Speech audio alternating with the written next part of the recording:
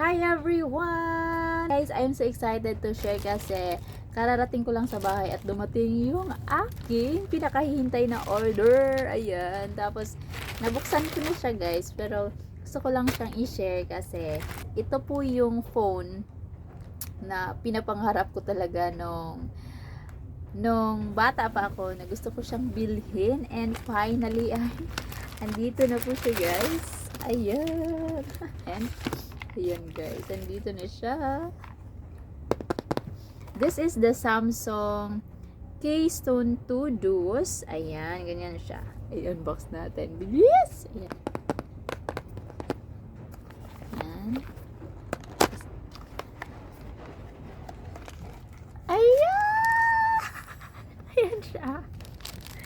Ayan po siya guys. Ayan, tapos ano natin? So, ayan siya. This is the white color.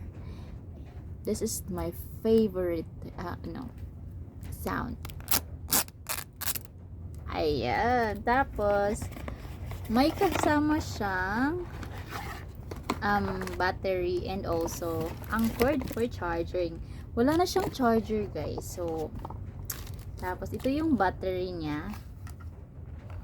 Open natin. Ayan, tapos pasok natin siya dito. Ayan. Open natin kung mag-open siya. Okay.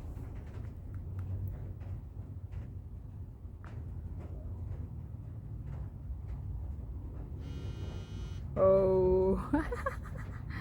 Ayan siya guys. Tapos, ayan. Ayan na siya.